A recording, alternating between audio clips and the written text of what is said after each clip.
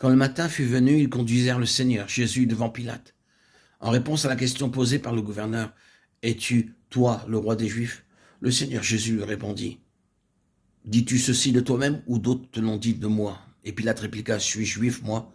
Ta nation et les principaux sacrificateurs t'ont livré à moi. Qu'as-tu fait ?»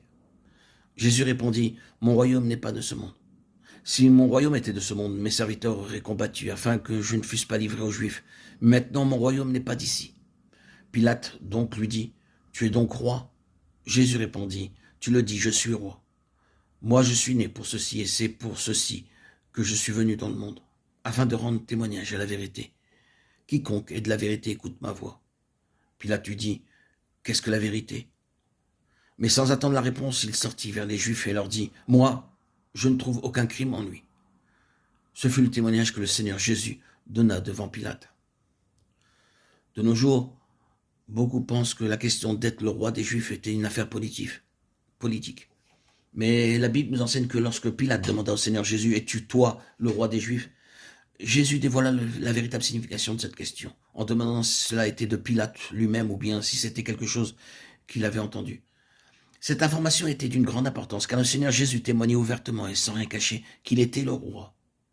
Néanmoins, ce qu'il avait témoigné et ce pourquoi il avait été accusé étaient deux choses totalement différentes.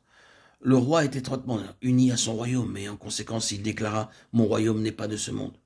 Puisque son royaume n'est pas de ce monde, il n'est pas nécessaire que ses serviteurs combattent pour lui. S'il avait été de ce monde, ils auraient combattu. Mais son royaume est de Dieu et d'en haut. En conséquence, il n'est pas nécessaire de lutter avec la chair et avec le sang. Bien qu'il soit le roi des Juifs, et né pour être roi, son royaume n'a rien à voir avec la politique de ce monde. Parmi les enfants de Dieu, quelques-uns ne connaissent le monde que comme une entité matérielle. Pour eux, ne pas être du monde signifie qu'il faut être un peu plus prudent à l'égard des choses matérielles. Nous ne suggérons pas que nous devons être laxistes concernant l'aspect matériel. Néanmoins, la grande question à l'égard de notre relation avec le monde est une question liée à la source. Sommes-nous du monde ou ne sommes-nous pas du monde? En d'autres termes, nous ne devons pas du tout appartenir à ce monde. Il y a beaucoup de choses dans la vie des enfants de Dieu qui semblent être spirituelles, mais souvent, si ces choses étaient examinées à leur source, elles s'avéreraient procéder du monde. Bien que les termes soient scripturaires, les choses peuvent avoir leur source dans le monde. Par exemple, nous sommes d'accord pour dire que l'humilité est une vertu et assurément, elle est une façon de se conduire recommandée par les Écritures. Cependant, discerner si l'humilité décrite dans les Écritures et l'humilité dans nos vies est une seule et même chose peut souvent poser un réel problème. Fréquemment, en remontant à la source de notre humilité, nous voyons surgir certaines considérations. Exemple, sans aucune crainte, nous laissons quelqu'un perdre la face pour éviter d'être nous-mêmes critiqués. Notre humilité procède des considérations de ce monde. Extérieurement, elle peut être appelée une vertu, mais ne pas avoir son origine dans le royaume qui n'est pas de ce monde. Elle a sa source dans ce monde, étant la conséquence de considérations mondaines. Oh, puissions-nous voir qu'un chrétien qui vit par Dieu peut aussi bien être doux que vigoureux, parce qu'il n'est pas gouverné par les considérations de ce monde.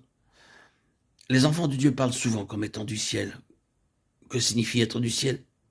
Cela signifie en réalité que ceci ou cela vient des cieux, que le ciel en est la source.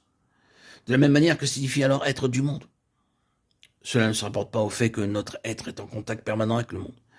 Mais cela parle de tout ce qui vient de ce monde.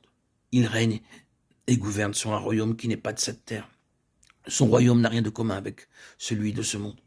C'est pour cette raison que notre problème n'est pas de savoir si nous avons quitté le monde, mais de savoir ce qui demeure du monde en nous. Puisse le Seigneur nous aider en cela, afin que nous ne soyons pas du tout affectés par le monde.